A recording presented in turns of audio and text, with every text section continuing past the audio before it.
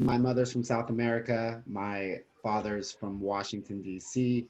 And, being Black in America, especially at that time, it was kind of like focus on school, and that was kind of it. So, my parents really they said, you can do anything in the world. They said, you can do anything that you want to do, as long as it's be a doctor, a lawyer, an engineer. So those were kind of those were kind of my options. So I went to UCLA, a bio major. Quickly found out that wasn't really into medicine.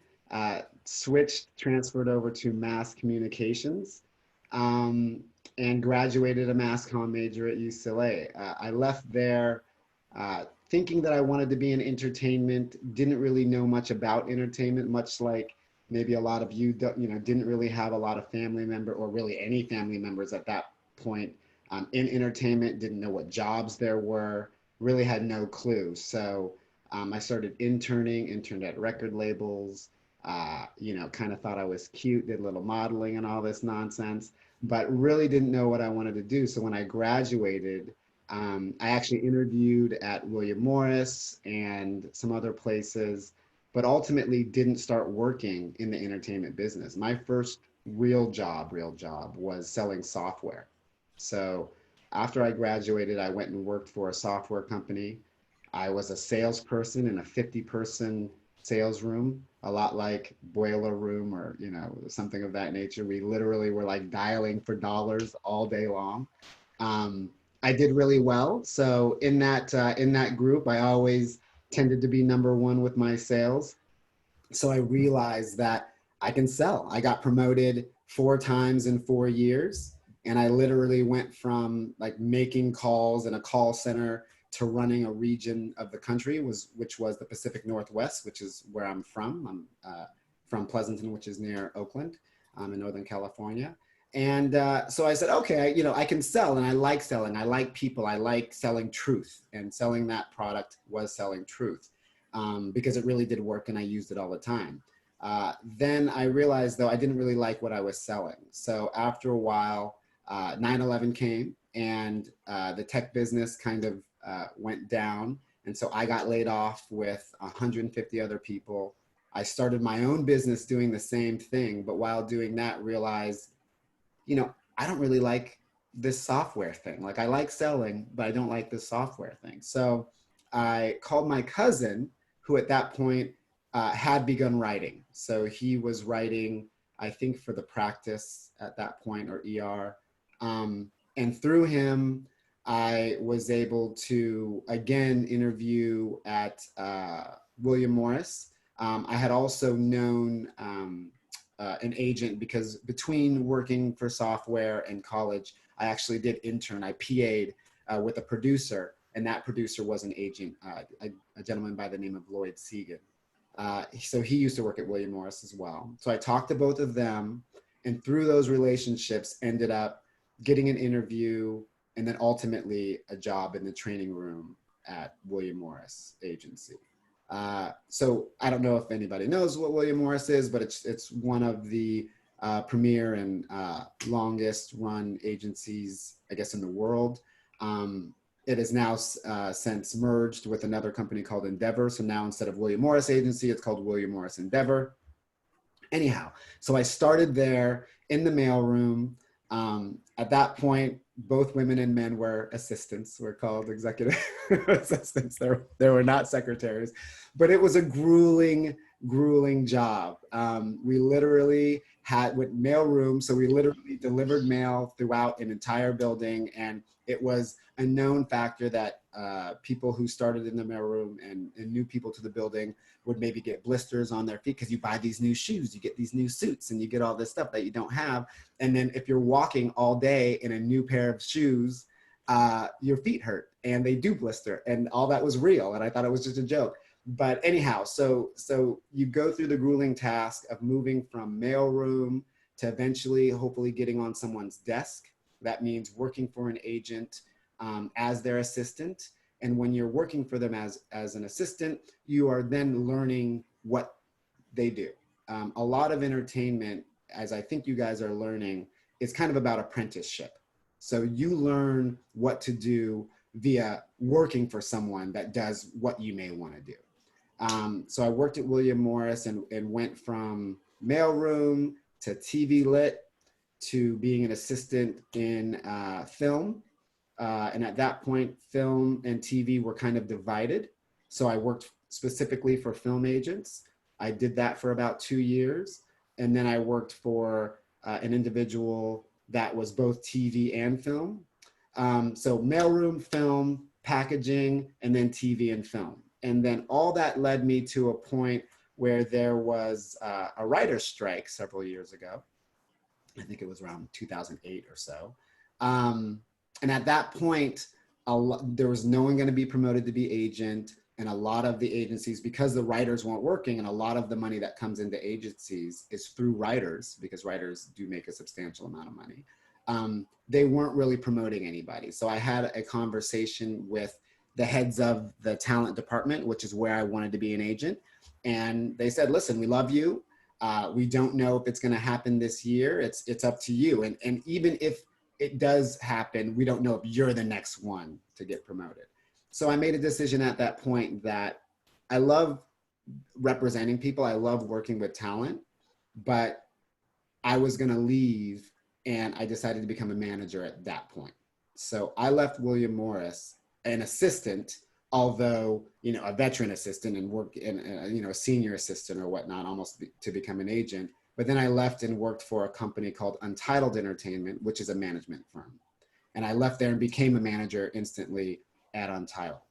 And the way I did that was through the people that I worked with at William Morris, some of the clients that I had worked with, I had let them know that I was leaving. And some of them said, well, hey, if you're going to go somewhere and you're going to be a manager, I don't have a manager. I would love to work with you as a manager. I've loved working with you all this time. So I was able to actually take clients with me to a management firm, which then enabled them to, if they didn't value me, they valued the people that I worked with. And so then I was at a firm called Untitled for a while, for about 5 years. And working there was a great experience. The people there are great. It's a lot like an agency working at a management firm. You do a lot of getting jobs and all of that. But you're closer to the clients.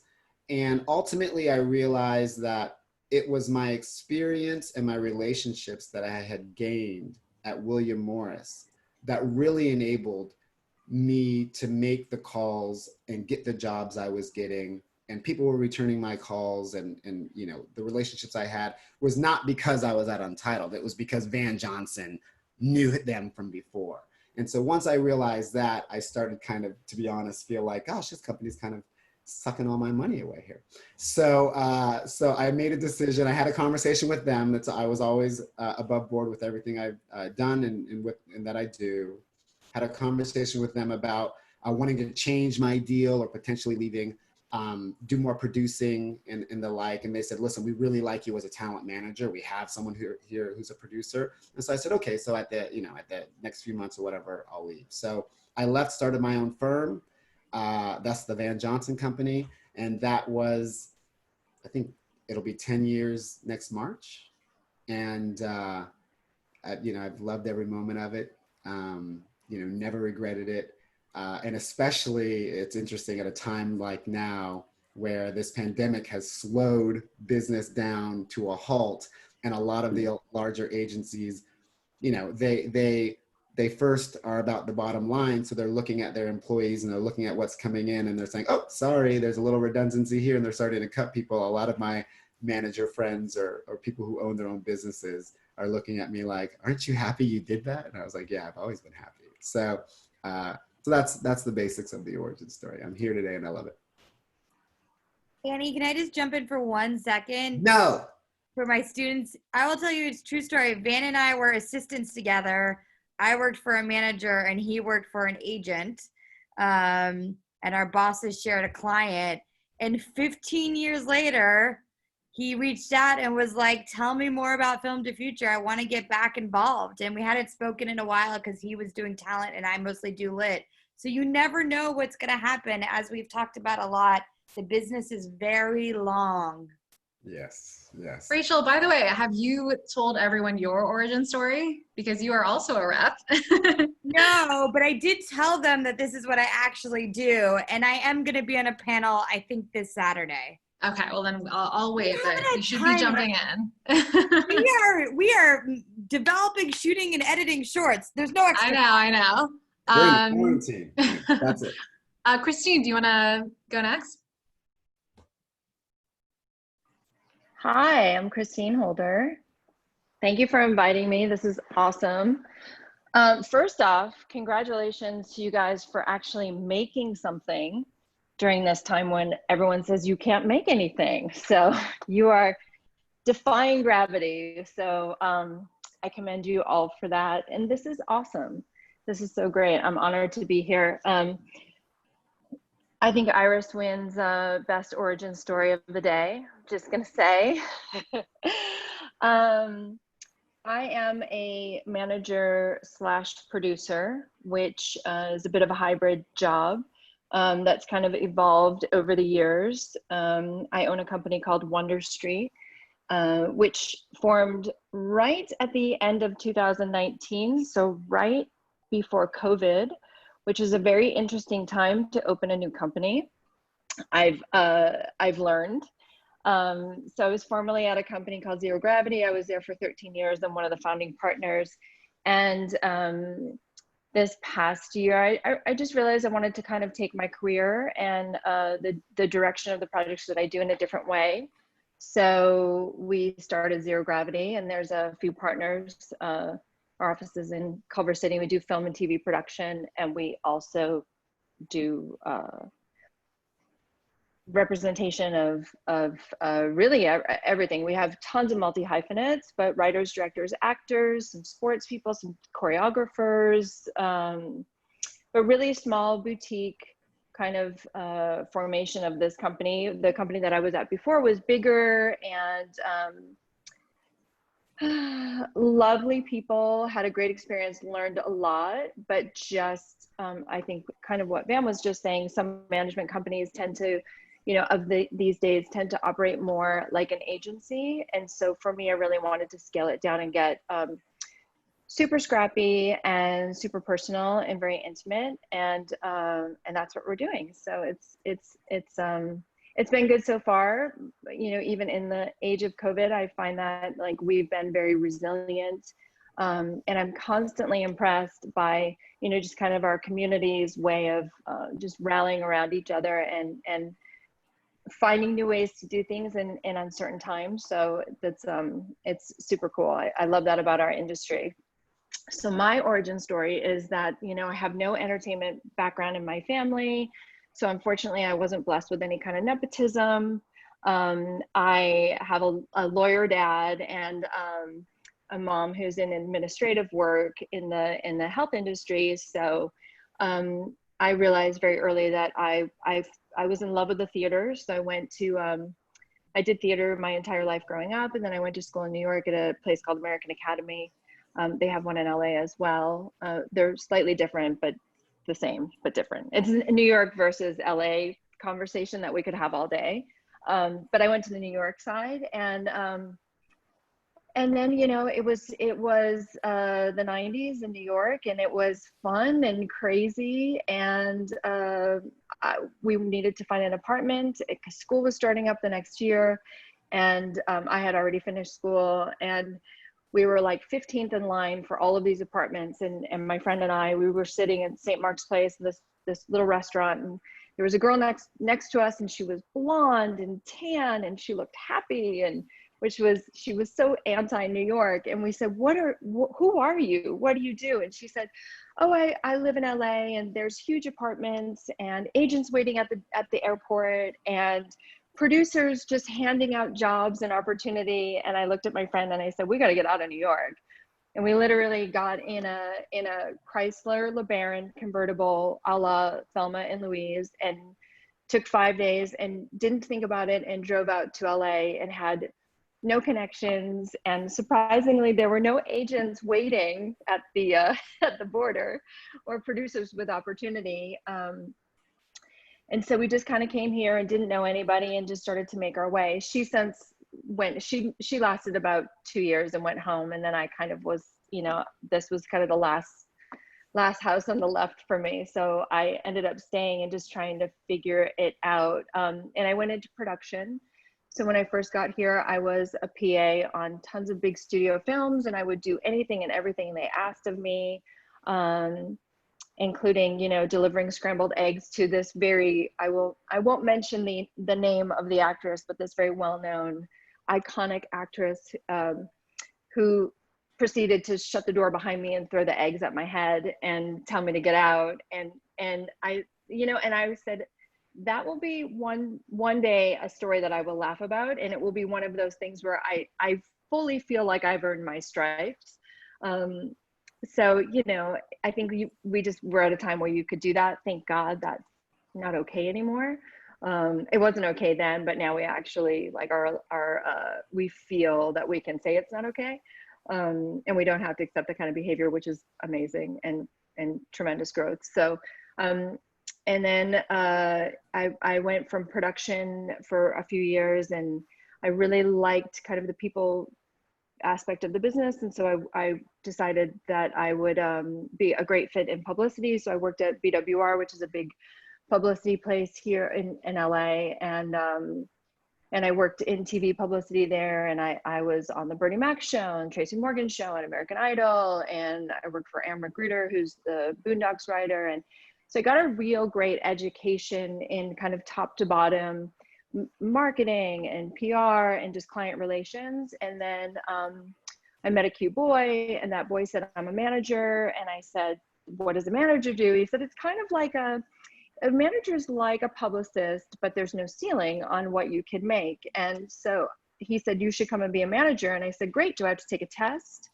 Or is there a class? Or he said, no, you just come and work with me. And I said, is there any pay or benefits? And he said, nothing. And I said, okay, I'm going to give up my paying job and come work with you because you're pretty cute and you're going to show me everything that I need to know about managing.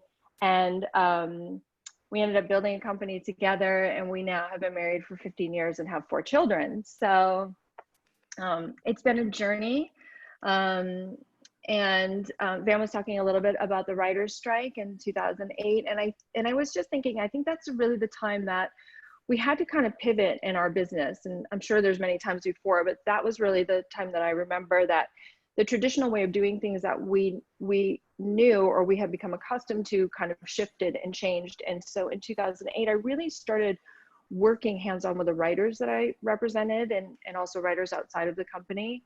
And I started really getting in and developing and just fostering much more of a creative kind of union with the clients. And, I think it's prepared me well for, a transition into more producing. So now I do both. I have a small handful of clients, but I also produce film and television. And, I did a film called Beast of No Nation in 2015. And I think that's kind of where the shift happened to, I really wanted to make things that I could be proud of, and that, I could put, in my toolkit that I could say, this is part of my legacy. And it was really important, like what I was leaving behind. And so, so now I split my time between producing and I'm on the ground. I'm inception of idea until final delivery of film. So I do everything in between. We just had a show on Netflix called Self-Made. So, and it was from a book that we had optioned. So really hands-on. So go from, being a PA, literally sweeping dirt, to, having a show on Netflix. It's like one foot in front of the other every single day, and just trying to show up and do the best that you can for your clients and for your projects. And that's kind of how I got here. So I'm excited to hear from you guys. And Lorenzo, what about you, just briefly, and maybe also as the current agent in the room, if you could kind of explain what's the difference between a manager and an agent? Yeah, and just very quickly on this whole origin story theme, I do love it. I'm a big superhero fan. The whole reason I came into this industry was actually to work for Marvel, which did happen eventually, but didn't like it, came back to UTA. Just very briefly, I didn't venture into the industry until after I graduated from college. So I barely graduated from high school, went to community college, transferred to Berkeley, graduated, and thought, you know, what am I going to do now? It was about June or July 2015. I wasn't really sure what to do, like anyone else, unless you properly plan and think ahead. You kind of scramble and you start applying to anything that comes up. And the only thing I always wanted to try but never ventured into in any capacity was this industry, specifically to work for Marvel. Had no idea how to even start this process, how to approach it. Fortunately, my brother's old high school teacher, she's like a mentor to him. Her husband is rep by UTA. And after a lot of shenanigans from my end, I eventually got into UTA, but started as an intern there, went into production about 2 weeks into my internship in the mailroom. Didn't leave until about a year and 6 months later. Something opened up at Marvel, fortunately. I had all the agents in the department call in on my behalf, bugged them way too much probably, to be honest, but landed the job, did that for about 6 months. That was November 2017 to, I would say, by May, I was back at UTA of the next year. And it was just too boring for anyone curious. This pacing is very different, working at a studio or production company versus working at an agency. And I would imagine management companies are very similar. So as an agent, I do a lot of the coordinating for my department, but I also have a roster of clients. I focus primarily on editors and also the VFX space, but we touch on cinematographers, we touch on line producers, production, costume designers, stunt coordinators, second unit directors. I work with some mixers as well. We have some directors. We can touch on a lot of things by virtue of working in physical production. So it's, I would say the main difference is, I guess our job is primarily to procure work for clients. We negotiate the deals. We're constantly doing coverage, establishing relationships with executives at numerous studios, numerous production companies. But the primary goal is to procure work. But there's a lot that goes behind that, very similar to managers. We also do a lot of the, and I hate to use the term, but I guess if you want to call it the hand-holding, more the intimate, just kind of guiding people along their career. We do a lot of that as well. For us in physical production, it's not quite as necessary for our clients to have managers. Sometimes it makes sense, sometimes not so much. But we take on a lot of that responsibility and we help guide their careers. But most agents will, regardless of their clients having a manager or not. So there is quite a bit of overlap. I know managers sometimes more recently have started procuring more and more work. So truly, there's a lot more similarity than there is difference. I'm actually more curious to hear from the management side, what kind of differs, because I would say for us right now, the only major difference is potentially we just have an increased focus on procuring work versus doing more of the day-to-day, kind of, again, maybe hand-holding, if you want to call it. I could answer that question, Lorenzo, being that I did both. Lorenzo! That's Pete Francioso, that's the head of our department. When I started in the business, there were very few managers. There were mostly agents. And what happened was most of the managers were on the comedy side because what they did was they dealt with, comics who went on the road and also acted. So there were just a few companies. And what happened was as the business developed and agencies started to get bigger, the amount of time that an agent could spend either developing a client or having conversations with clients seemed to be compressing. And what was happening was, as an agent, when I was doing it, it was about, and Van, you might be able to address this as well, it was about volume. How many meetings were you getting for the clients? How many auditions were you getting? And you didn't spend enough time with your own clients because you were representing your clients and the clients of the agency. And sometimes you were asked to suggest somebody because you would cover a certain project for a part that you knew they were absolutely wrong for. And your associate would say, don't smell them, sell them. and you couldn't have an opinion because you were trying to appease everybody. So it became your reputation on the line. When I left agency and went into casting, I got to see every agent in the world and how they sold. And it was fascinating to me. Some were really precise and you knew they read the script, and others were like just throwing things against the wall. I'm not saying anything bad about agents, Lorenzo. I spent almost 30 years of my career doing it. So, but now I get to work with a smaller group of clients, and Christine will tell you it's much more intimate, and it's more hands-on, and it's not as corporate, because at the big agencies, there is a corporate structure. There are ways that they like to do things. And I think at management companies, even if they are larger ones, everybody is still gets to individually represent a client the way they want to be represented, because no two representatives are alike and no two clients are alike.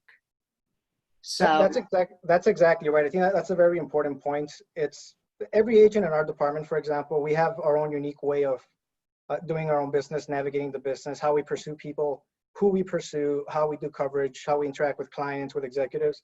It does differ. The common thread being, for us specifically, it is important to have a lot of, just have an open dialogue with clients, to be available to them whenever they like to chat, and to make sure we check in constantly. So we do take it upon ourselves to double up in a way as a manager. We do make sure we're constantly communicating with them. But that's not to say every agent functions in that manner. It's true, like any other business, it's give or take, right? If you have the time to do it and invest in it and it makes sense, you probably should.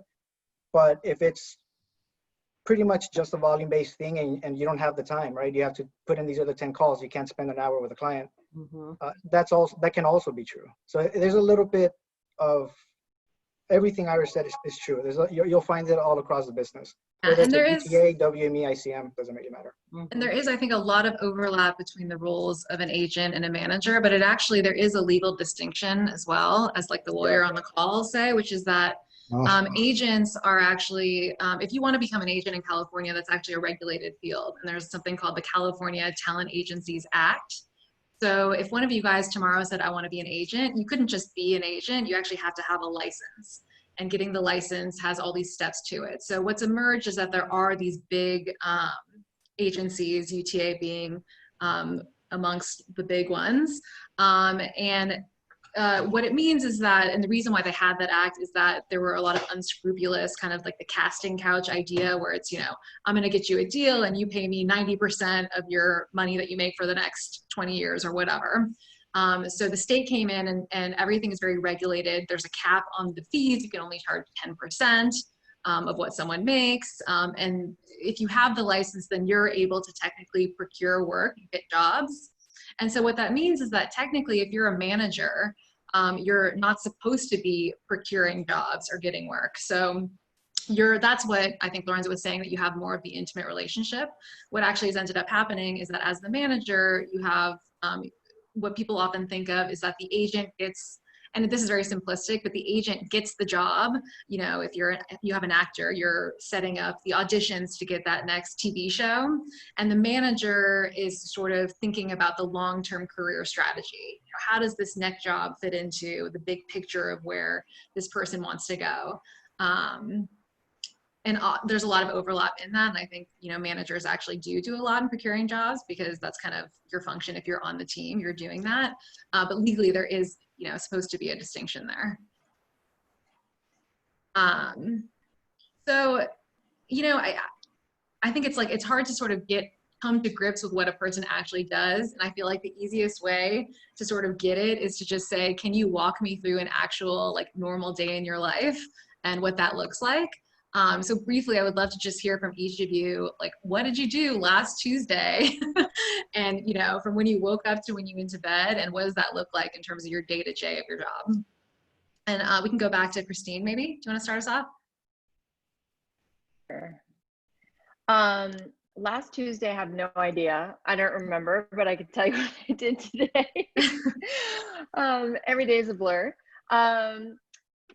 Generally, let me just backtrack real quick to the question before. I think the distinction that I always have between agents and managers, and it is all the technical procure work, not procure work, think big picture, or like sell and just get the job. I always think of myself as I'm here to have those conversations that I don't necessarily want the agent wasting time on, because really the agent is there to sell. Like I want them to sell, I want them to get jobs, I want them to get the client opportunity, and they're like the hunter and the gatherer. And then the managers are the ones that can put everything on the table, have those long conversations with the client about life and what's next and what does this mean and how do I market myself and all of that stuff that I don't necessarily want to slice time out of the agent's day to do. And that's part of what I love about my job, is that every day is different. Today, for example, I have a client who's supposed to go back to work on a show. And so, it's about preparing him for everything from A to Z. And in terms of this environment, it's become a completely different thing, so now he and his family, they're having to get COVID tests, and we're having to make sure that they're safe to travel and what are the restrictions in the country that they're traveling to. And then on the same conversation, I'm talking with him about breaking these 10 episodes for a TV show that he's about to go pitch. So, for me, the greatest part about being a manager is that you get to really dabble in everything. You're not only dealing with one set of people. You're not, as much as I love casting directors and studio casting executives, I talk to them on a daily basis, but I also talk to the person who's supposed to be watching the dog. Just really random stuff all day long. So it keeps my day really flowing. So for me, I generally get up in the morning, I think like what we all do is, we first check our email, then I check like TMZ to make sure I don't have a client in there, to make sure everyone's behaved overnight while I was in bed. There's no missed calls, like all of that stuff. And that's all pre-coffee. So I do that in a pretty bad mood. So then I have coffee, walk my dogs. I generally start my day by journaling, because I have so much information in my head. And I have to get it from brain to paper. It really helps me kind of solidify my day, what I definitely need to work on, because especially as a manager, you'll have all these little fires all day long, or you're putting out the fires still from the day before. So it just helps to really map out my day. And I'm just someone who has to do that. Other people can think really, really great, like on the cuff in the moment, but I have to have my own blueprint. And especially because I work basically for myself, that I really have to have like my own setting for the day. And then it's just, whatever the date, clients will have auditions, clients will need to travel, we'll go to a photo shoot, they'll be doing a podcast. So depending on the day, there's a million different things that can happen. So I do client relations all morning. Then I do follow-up emails for work that I'm not necessarily procuring, since we do have legal on this Zoom. I'm just kind of table touching with jobs that they could potentially have in the fire. And then, answer emails the rest of the afternoon. Especially during COVID time, there's not a lot of stuff to go to. So usually, probably Iris and Van can attest to, you're at a screening or something for a client, client relation thing, most nights out of the week, or at least several.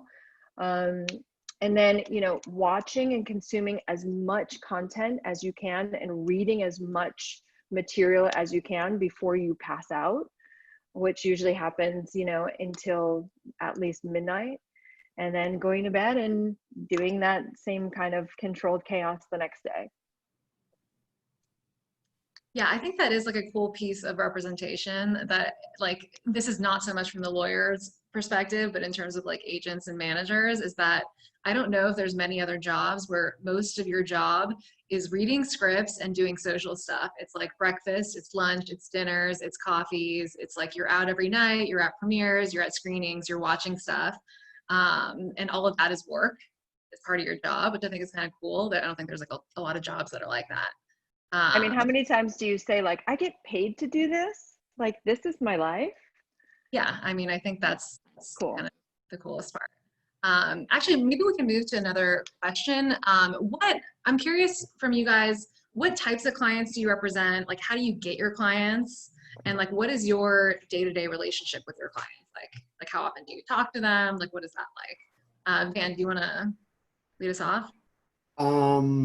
Yeah, sure. So in regards to the type of clients, so I mostly represent actors, so film and television actors, and I also represent a couple writers as well. You know, the way you get your clients is interesting. You do kind of, you know, obsess over some people and to be honest, kind of hunt them down and figure out, you know, how you might be able to interact with them either through someone else that's on their team.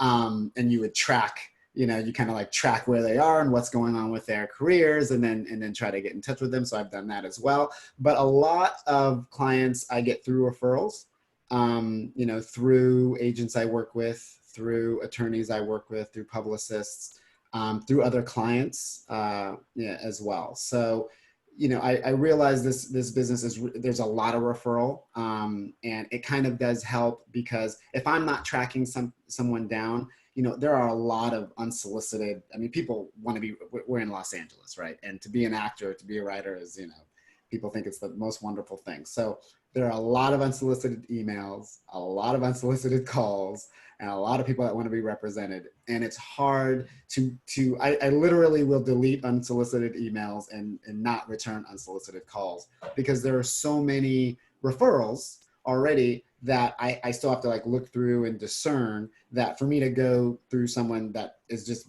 blindly shooting off an email or whatnot, it's not worth my time or effort. You know, I generally work with people that have a track record, you know, have done work before, whether it's a series, a film, some recurring roles. In the last few years, I have started really working with development clients as well. And the reason I work with people generally that work, it's just the pedigree and how I started in the business. You kind of have this, you know, I started at William Morris and then went to Untitled, and it's kind of like you're so used to working with a certain ilk of actor or individual. It's just hard to get out of your mind that, oh, developing people is fun as well, and people need development. So it took me a little bit to realize that, oh, you know, here's this person here that I've met that I've helped get 2 jobs, procure jobs. And so maybe I should continue helping them or I help them get an agent. So yeah, so a lot of, you know, people who have already done work and the type of work that I feel is meaningful. You know, people who have done series that I admire, that I appreciate. And I just like, you know, who they are as individuals. There are some people that are very talented and good at the craft, but they're just not the type of people that I might want to speak to every day or every other day or at all. How many clients do you have, or how many can you have, or what's normal for that? I don't know if there's a norm. I myself have about 30, 35. I know I've, you know, worked with people and at firms that, you know, people have had 80 or 100 clients. You know, it really, you're not constantly and continuously speaking to everybody every day. So it is possible to have a higher number of clients depending on where they are in their careers. Lorenzo, what about you? Like, how do you find clients and what do you look for and what matters to you in clients? Yeah. Also, just very quickly, I did want to maybe 30 seconds speak about what your day looks like when you first started a place like UTA. Not what my job looks like now, but I think there's a lot of mystery surrounding not only how you get into a place like UTA, but what actually happens at an entry level employee for them. You basically literally start in the mailroom, just taking as much mail as you can to various departments. The strategy there being, at least from your end, to figure out what departments you're interested in and try your best to just take as much mail as you can to those departments, befriend the assistants, if possible, befriend the agents. And as soon as the desk opens, you've befriended that assistant. If you get along well enough, or if the agent knows you already, that's how you become an actual assistant. And then from there, you just establish connections. Just a little nugget of info. I think it's useful to know. In terms of clients, I specialize in editors and visual effects producers and supervisors, more so editors than anything else though at this point. I do touch on cinematographers, costume designers, production designers, and a bit on line producers. And maybe about 70% of my coverage is on the TV side. The remaining 30% is primarily features. It's client-wise, we are a volume business, but we do try our best to still allot, a good amount of time to every client, make sure they feel they're being taken care of. But it does come up for me, maybe I'm closer to about 50 people for my roster, and it's still growing, but our business is a little different. When you're working with editors, for example, you put them on a project, they're expected to be there on average 8 to maybe 10 months, 11 months or so, depending on what it is. So it's much easier to navigate somebody that's going to be on the same project for that length of time versus somebody, if it's on-screen talent for a feature or just a cinematographer, production or costume designer, that time span ranges from 7 weeks to maybe 3-4 months, depending on how much prep there is and on the project specifically. But it's usually 6 to 8 weeks of prep, and then the shoot itself is maybe another 8 weeks, a little bit more, and that's kind of it. But editors and visual effects, editors start at the beginning of production. Once they start shooting, sometimes a week or two before. Visual effects start a couple of weeks before the start of principal photography, but they stay on until till basically the last day. They're the last ones on, along with the director, in essence. So they work an incredibly long amount of time on any project. So for me, my business is a little different because of that. It doesn't require quite as much not quite as much checking in with clients, since they're constantly working usually for very long periods of time. So there's really nothing to check in on them with, at least for maybe 3 or 4 months after they start a job. But I still send them texts, send them emails just to check in. Outside of that, I would say line producers, cinematographers, costume designers, and production designers, they're more standardized in the sense that they will start whenever prep is going to begin for them. And they wrap once principal photography is done. So those jobs will last maybe 3 months, and then you start the cycle again, coverage for that group. They're all fun though. Like personality-wise, they all do differ as well. Just imagine, editors specifically, they're behind their Avid system or whatever system they use for up to 12 hours a day, in a room by themselves or with people checking out the cuts. So the personalities for people that are more in line or more likely to do those kind of jobs are inherently more in line with my own personality. So that works pretty well. Same with visual effects. But you have quite a range, I think, of personalities within this client base, more so than, but they're more subdued, I would say, than on-screen talent, or maybe directors, or maybe some writers. If you've heard like Hollywood horror stories, people freaking out on set and going crazy. We'll get there. It doesn't really That's my next question. Lorenzo, how do your clients pay you? So it's still the 10%. Now, for all agencies, it's still 10% across the board. Maybe if you can speak to that, because I don't know if that's common knowledge in terms of how like representatives actually get paid. It's different than most other jobs, I would say. Yeah, so it's true in some smaller agencies. I know it can differ. For some of the bigger agencies, you can have a salary and then a bonus on top of that. Some places, to my knowledge, can be just entirely commission-based, which, again, that has its pros and cons. If you're really just working incredibly hard, working a lot, and making some good deals, that can be far more beneficial than salary plus bonus. But it really depends. So you do get put on a salary. Your bonus comes by way of how much you make, how much money you bring in throughout the year. The more you make, obviously, the more your bonus can be, but that's totally up in the air. This is one of those professions where sky's the limit, in essence. If you work really hard and dedicate the time necessary, you can make Potentially, and there's variance too within the departments. You can make a few million. I mean, it just really depends on how many deals you're closing and how big. It's really how big the deals are, not necessarily how many. It's just the overall number, right? At the end of the year, how much came in from you. If it's sizable enough, that means a good bonus for you. And then by the time your contract is kind of running up, you have to renegotiate. You can renegotiate a much higher base salary, a much higher bonus, things of that nature. But in terms of our clients specifically and how they make money and how we get that 10%, our clients are paid on a weekly basis. I would say 99% of them just weekly basis, whatever that number is. And we usually collect payment on their behalf and just take out the 10% from there. That just pools, and at the end of the year, we have an overall number of what came in.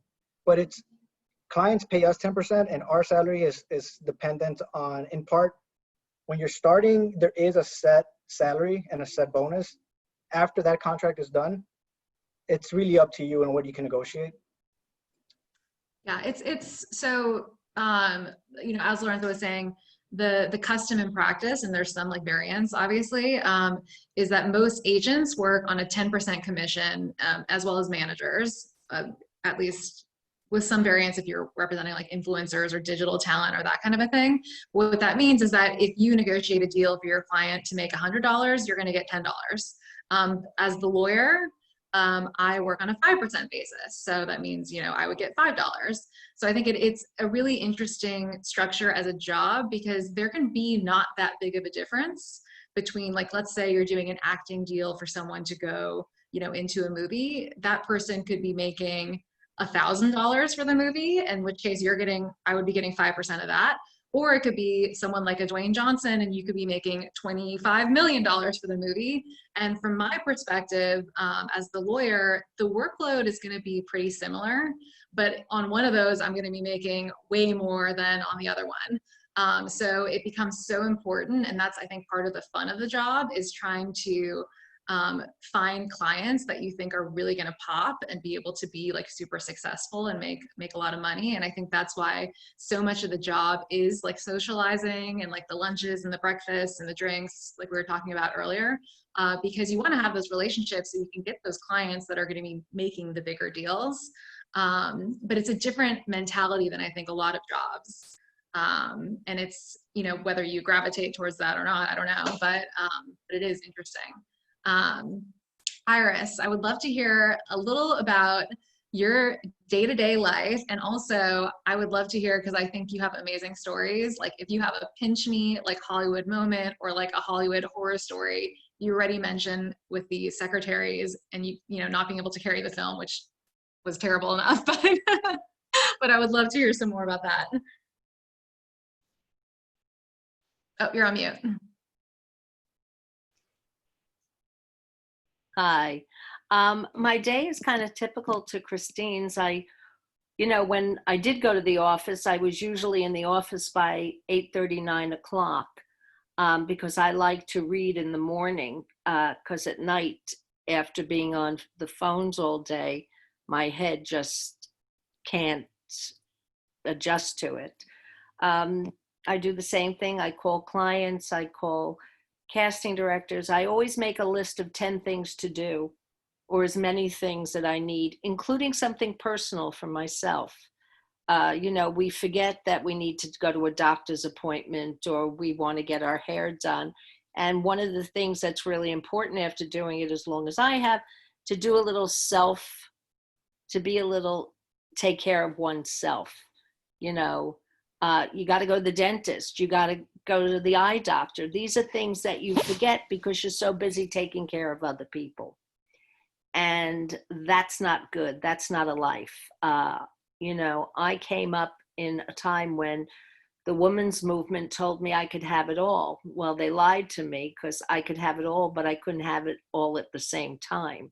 Something is going to, you'll lose some and you'll gain some. And to me, the most important thing is that you have a well-rounded career, but you also have a well-rounded life, because you can't give to anyone if you're not a whole person.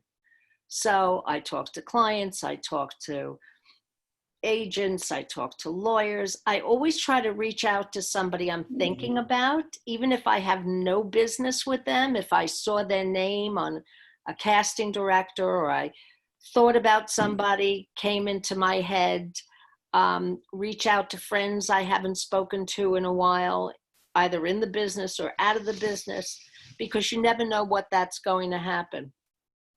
And I really do like to just call people I'm thinking about, because it makes me feel better. And then they go, oh my God, I was thinking about you too.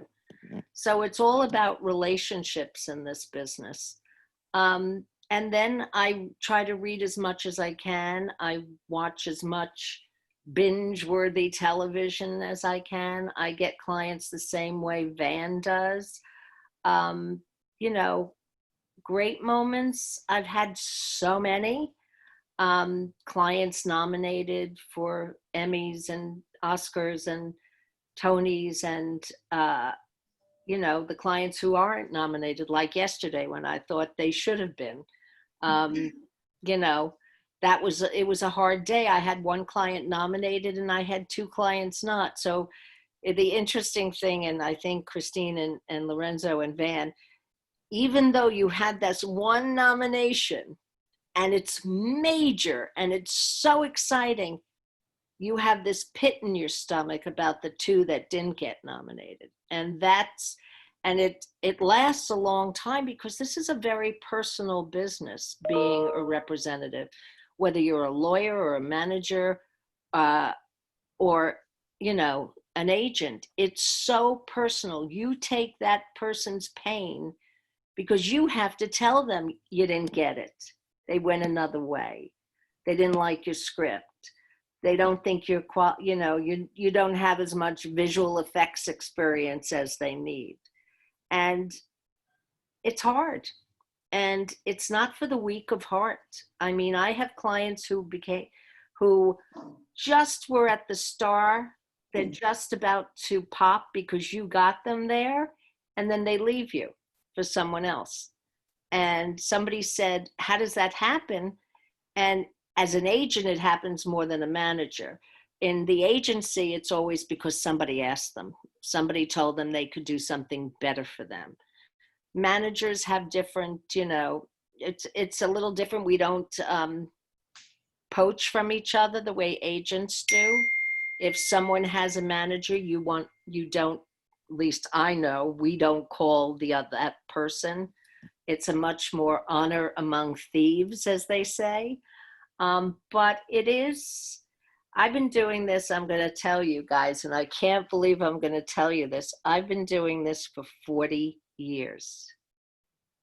And that's 2 lifetimes that you've had. And in that lifetime or 2, I have seen the business completely change. The one thing I can tell you is the kind of money that's out there isn't out there anymore, unless you're representing 0.5% of the actors. Everybody is taking cuts. With COVID now, they have to add on $1 million for COVID testing. And I'd love to hear from, from Christine what, I'm having that situation with a client who's going to go to Europe to work. So it's all these things that you constantly have to learn. What I will tell you is you have to stay current. You have to know everybody who's new, every piece of film, which you can't know everything, but you have to really educate yourself. What I will tell you, the best education you could have is education of film history. Because if you don't know what films came before, you can't have a conversation with Judd Apatow or Martin Scorsese. If you don't have some kind of film history and able to talk about a film from the 1930s or 1940s, or the cinematographer who shot this, then you're just a salesman. Is there like a list of films that you can recommend or Oh, that you yeah. like, or like how do people get started with that? I'll tell you, when I was doing the training program at ICM, we would recommend that you see the 100 top films of the AFI. And that includes Citizen Kane, The Godfather, The Wizard of Oz. You'd be Duck Soup, which is a Marx Brothers movie. The General, which is a silent film that is about a train. There are some films on there that, you know, Gone with the Wind is on there. It's not really a film that people want to see anymore, but you should at least know a little about it so that we don't repeat making films. That we're in a new time, and we have I say this is a revolution and a reckoning in the world today. And we have to, as filmmakers and representatives, step up and make sure that everyone is included in the party, and that stories are told the way they should be. You know, you have the chance now to tell your stories, which are different than my stories. You know, the Chicago 7 is going to be on HBO this year with Sacha Baron Cohen. That's my story. That's, you know, the Vietnam War and what went on there. And they're still telling those stories, but tell your stories, tell your truths. And from honesty and a personal attachment to your story, you will be able to change the world. I really believe that we in the entertainment business have a chance to change the world. If it's one person, you've changed the world. So That's great. I hope that helped. So I'm looking at the clock. I think we got about 10 minutes. Does anyone have any questions? Have we convinced anyone to become a rep? Yes, go ahead. Joel. Yeah. Hi guys. I have a question, but it's not from a agent or manager point of view, more of like an actor's point of view. So you guys were saying how you didn't accept unsolicited materials and it's mainly referrals and stuff. So what can an actor do to be able to because it's unsolicited, so what can they do to get someone's attention or to put themselves out there, just be able to get an agent or a manager to notice them or see their stuff and consider them? Well, I can answer that one because it just happened. I received an unsolicited picture and resume and a reel, and the young man looked so interesting, and I looked at it. I probably look at everything because you never know. So I looked at it and I started reading his letter, and he just finished a film that was picked up by Apple called Tehran, and he lives in London, and he's done some work. And I looked at his film and I went, oh, he's got something here. And he studied it at drama school. And I showed it to one of my associates and I said, what do you think? She said, he's interesting. I said, well, let's give him a call. And we got on the phone with him. We Zoomed with him, and we're taking a chance. So you never it can know. work. You know, it can work. My answer is, I mean, there are a million different ways, you know, but showcases, classes, you know, drama schools, they all, you know, educate yourself.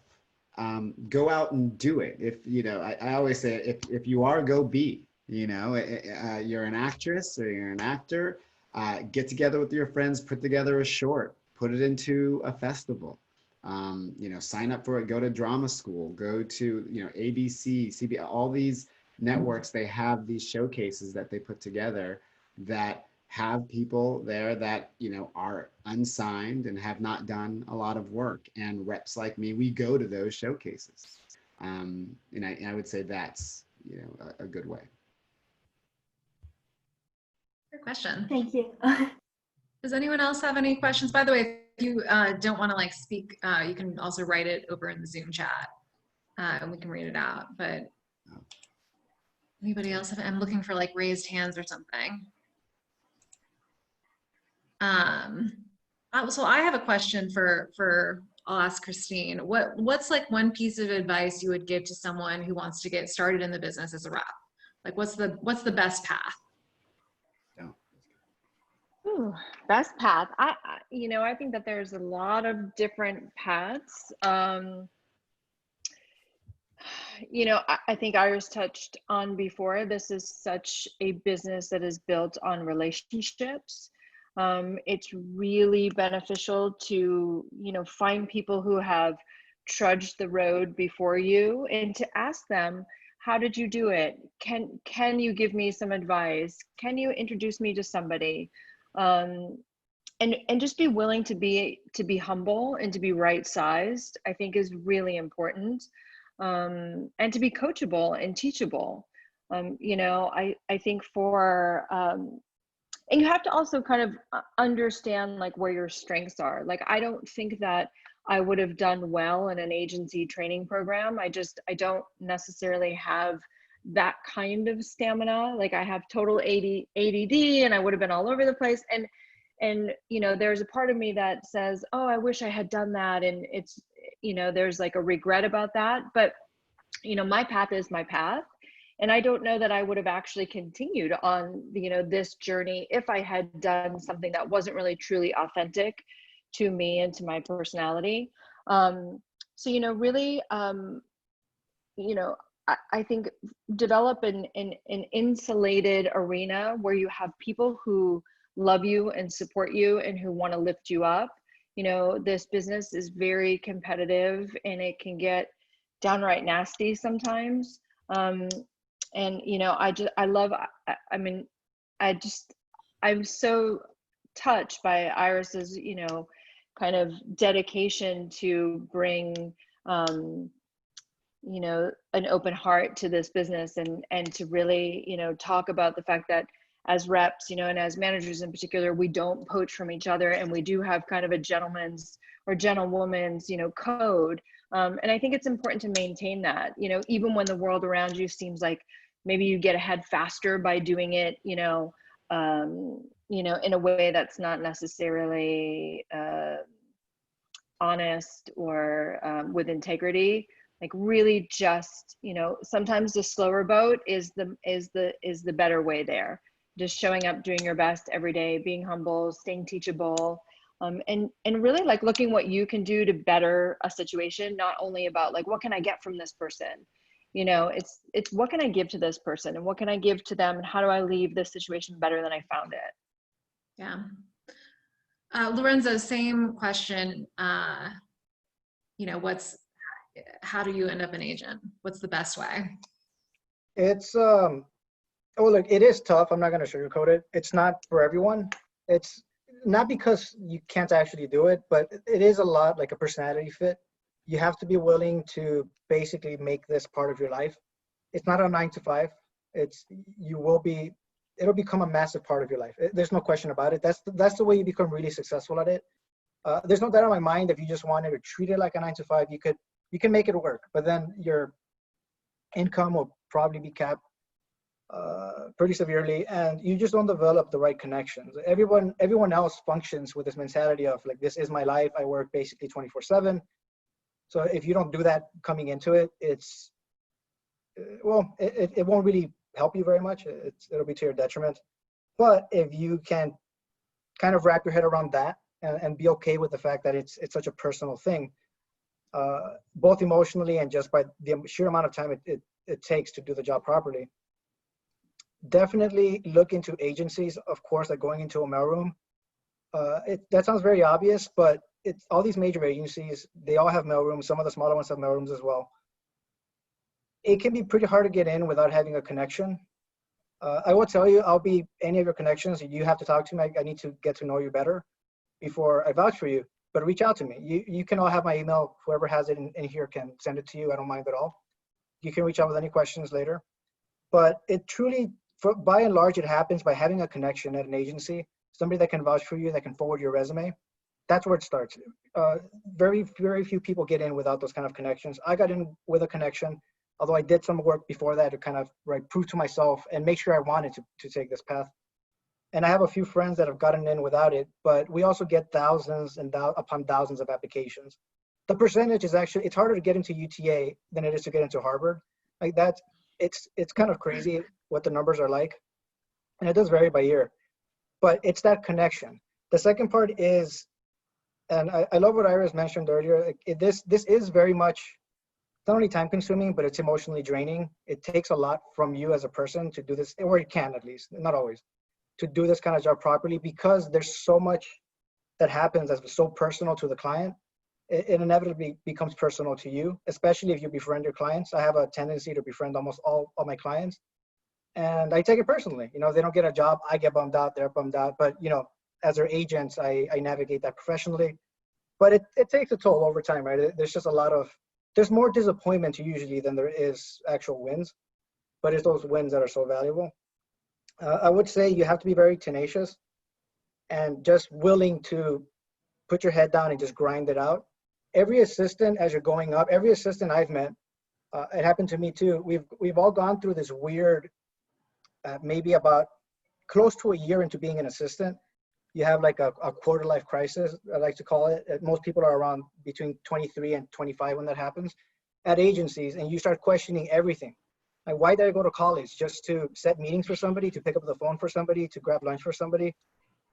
It doesn't sound glamorous, but it is true. We do that to learn from the agents by picking up their phones, by listening to the conversations, listening to them negotiate, listening to them cover. And we befriend the other assistants, and we befriend the other coordinators, we befriend the executives. You start establishing these connections that slowly but surely position you so that you can start moving up. That is part of the experience, just knowing the right people. But I do urge all of you, culturally, it was terrible for me when I started at UTA. I hated it. I dreaded going in every single day. For about 3 months, it was the worst experience of my life. And it's not because anyone was treating me badly or anything like that. It's just such a high pressure environment, and I just wasn't used to it. You will acclimate. There's no question about it. There's nothing inherently difficult about the job outside of sometimes the personalities and sometimes the sheer volume of work. But it's not rocket science. It's actually rather simple work. It's just a lot, and you have to be very careful with how you navigate it. But all of you, without question, can do it. Don't let anybody else tell you otherwise. Don't get into an agency and look at the environment and think, oh, there's no way in hell I can be successful in this environment. I feel so out of place. You will acclimate. It'll be fine.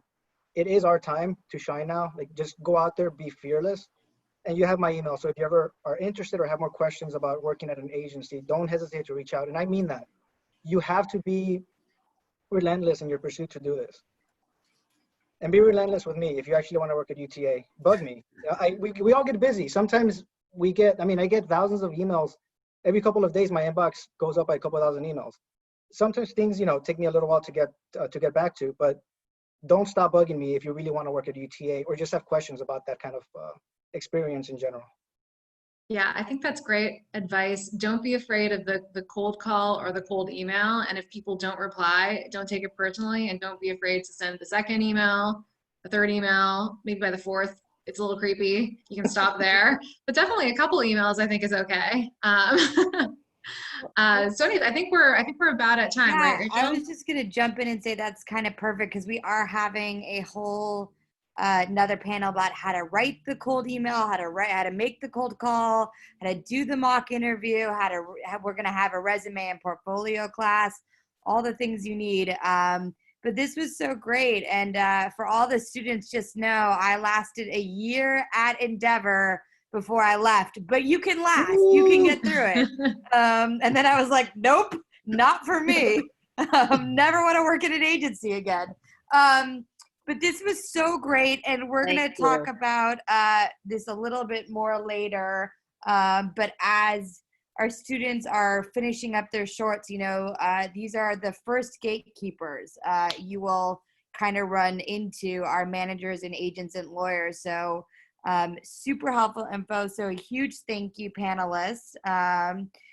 It was awesome seeing everyone's beautiful faces because I miss humans. Our pleasure. And Thank you for having us. one thing I just wanted to say was, I didn't have something like Film2Future. So, William Morris was definitely a place where I had to learn things, but you guys are learning things that took me years to understand, right? And I had to understand it indirectly because I wasn't actually out there doing it. So, and a lot of this business is about the confidence of knowing that you actually know, because everybody's trying to tell you something. But the thing is, if you know what you know, then no one can tell you different, right? So you guys are in the right place, doing the right thing. So congrats to all of you for doing that. Thank you, guys. Thank you guys so Bye, much. panelists.